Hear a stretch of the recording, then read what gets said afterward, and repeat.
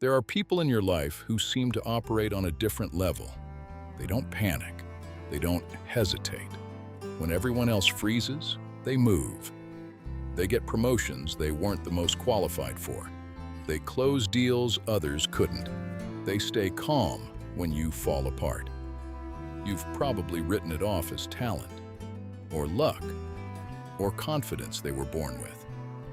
They weren't born with it. They learned a system, a Japanese system, one that's been tested not in boardrooms, but on battlefields for over 800 years. And by the end of this video, you'll understand exactly why it gives the people who use it an edge that feels almost unfair. It's called mushin. Literally translated, no mind. What mushin describes is one of the most practically powerful mental states a human being can access, and samurai warriors spent years training to enter it. But here's the catch. Mushin is not a technique you install in a weekend.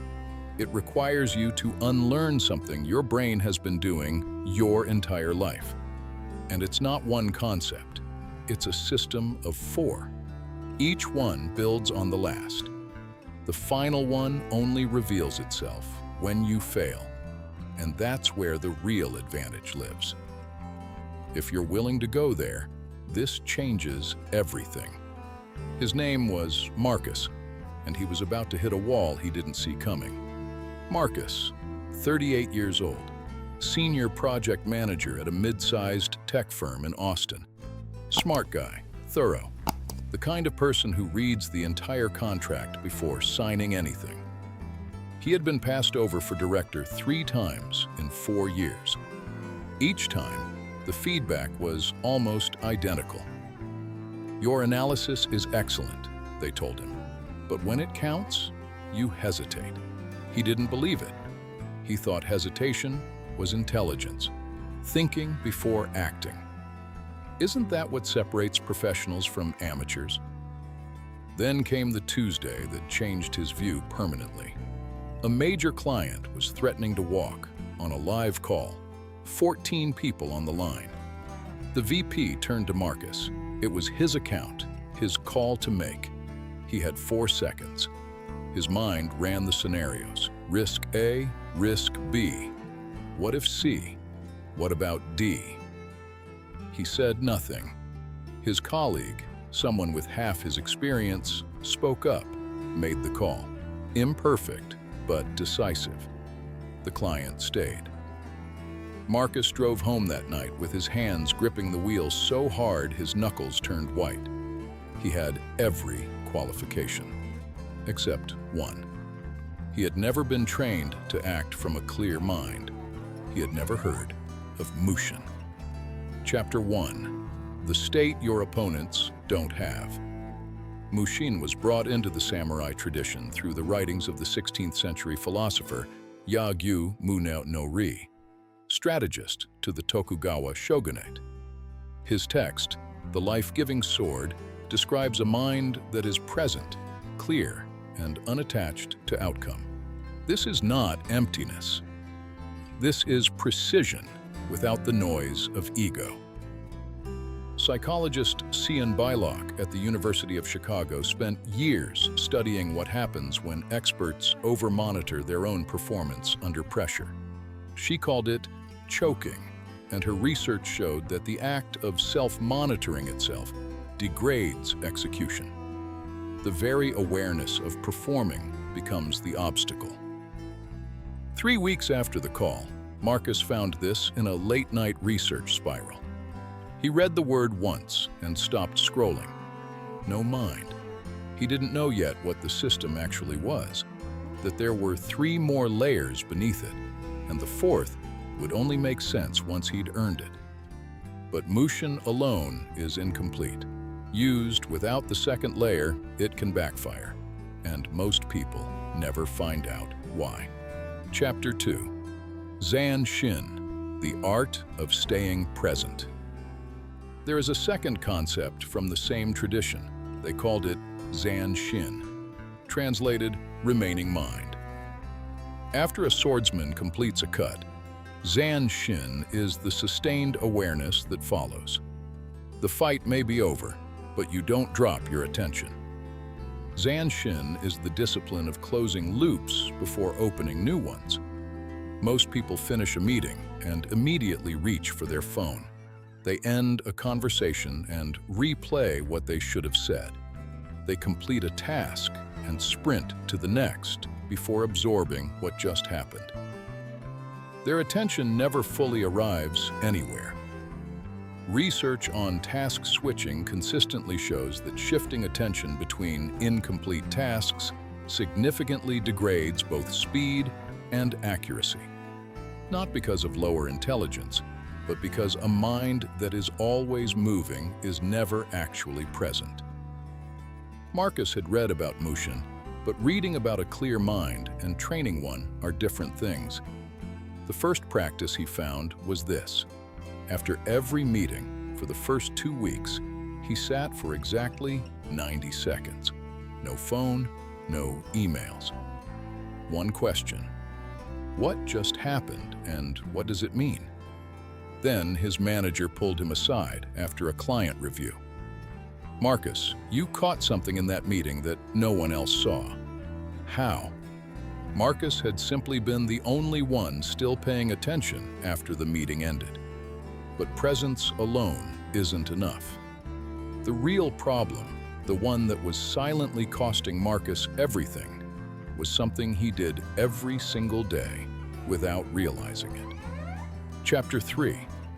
Heijoshin, the mind that doesn't flinch. There is a third concept the samurai teachers wrote about, one that separates the practitioners who last from those who plateau. Heijoshin, translated literally, everyday mind. The Zen master, Ta Kuan Soho, whose letters to Ya-gyu Mu-ne no Ri remain among the most studied texts in Japanese martial philosophy, described the goal of mental training this way. Carry the same mind in crisis that you carry on an ordinary Tuesday morning. Most people do the opposite. They have a performance mode, activated for big meetings, high-stakes moments, and an everyday mode, distracted, half-present, running on autopilot. Because here is what that split actually costs you. Every time you shift into performance mode, your body registers a threat. Cortisol rises, perception narrows. You become reactive, not responsive. The samurai who trained in Heijoshin didn't rise to the occasion. They simply stayed at the level they had already built in the dojo on an ordinary morning with no one watching. By week 6, Marcus stopped preparing differently for high-stakes moments. He began treating every conversation, every ordinary Tuesday, as if it mattered. In his next board presentation, something his colleagues had never seen before, he sat with a silence for 4 full seconds before answering a difficult question. No fidgeting, no filler, just presence. The room shifted. He wasn't performing better. He had simply stopped performing. But Heijoshin without humility has a ceiling. Confidence, it turns out, is a very convincing blind spot. At month 4, Marcus hit that ceiling at full speed. Chapter 4. Shoshin, the price of forgetting you're still a beginner. A major product launch, 2 competing strategies. Riding 4 months of momentum, 4 months of quiet wins, Marcus made a fast call. It was the wrong one. The campaign underperformed. Not catastrophically, but measurably. And the whispers started again. He sat in his car at 11 at night in the office parking lot, staring at the steering wheel. He had practiced presence. He had closed loops. He had stopped performing. He had done every single thing right, and he had still failed. He sat with that for a long time. This is where most people abandon the system. They mistake a setback for evidence that the system doesn't work. But the system was working perfectly. It was revealing the one thing Marcus hadn't yet addressed. There is a fourth concept, the one Yagyu Munenori wrote about not in his military texts, but in a private letter to his most advanced students. The concept he considered the hardest to master, not because it requires skill, because it requires you to let go of the skill you already have. Shoshin, beginner's mind. In the beginner's mind, there are many possibilities. In the expert's mind, there are few. Those are the words of Zen teacher Shunryu Suzuki. Marcus had confused growing competence with mastery. He had started performing from confidence rather than clarity. His 4 months of wins had quietly become assumptions, and assumptions had become blind spots. Shoshin is the reset, the willingness to approach even familiar situations as if for the first time, without the arrogance of recent success. Marcus went back to his 90-second practice, but this time he added a second question. What am I assuming that might be wrong? That one question changed the quality of every decision that followed.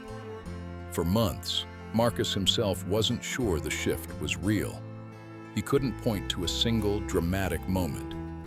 He just noticed slowly that the people around him were responding differently. He wasn't playing politics differently. He wasn't louder or more aggressive. He was simply always there, fully, in the moment that mattered. 18 months after that parking lot night, Marcus was appointed director. Not because he became fearless. He still felt uncertainty before big calls. But when it arrived, he didn't fuse with it. He noticed it, stayed present, and moved. His team started saying something that would have seemed impossible 2 years earlier. Marcus, your timing is almost eerie. How do you always know when to move? He knew the answer. It wasn't timing. It was the absence of interference. And when someone finally asked him directly what had changed, he paused for a moment. Then he said, "Nothing dramatic, just a trained mind." The advantage isn't one dramatic thing. It's the accumulation of thousands of present moments, a mind that doesn't betray you in the critical second, an awareness that catches what others miss. Marcus was no longer someone trying to be decisive. He simply was. Maybe you are exactly where Marcus was. Maybe you're talented, thorough, and somehow still getting outpaced by people who seem less prepared, but more present. Your situation is different, but that moment of hesitation, you know exactly which one. That's universal. The system doesn't care where you start. Mushin, the clear mind that acts without self-sabotage. Zanshin, the awareness that stays after the moment, between the moments. Heijo Shin, the everyday mind that doesn't split itself between rehearsal and performance. Shoshin, the beginner's return, the reset that prevents competence from becoming blindness. That is the unfair advantage. Not talent, not luck, not a personality type you weren't born with. A trained mind in a world of distracted ones. Here is your action for today. Not this week, today. After your next conversation, any conversation, sit for 90 seconds without touching your phone. Ask yourself one question. What just happened, and what does it actually mean? And then the harder one, what am I assuming that might be wrong? The clearest minds in the room aren't the loudest. They're the ones who trained in silence.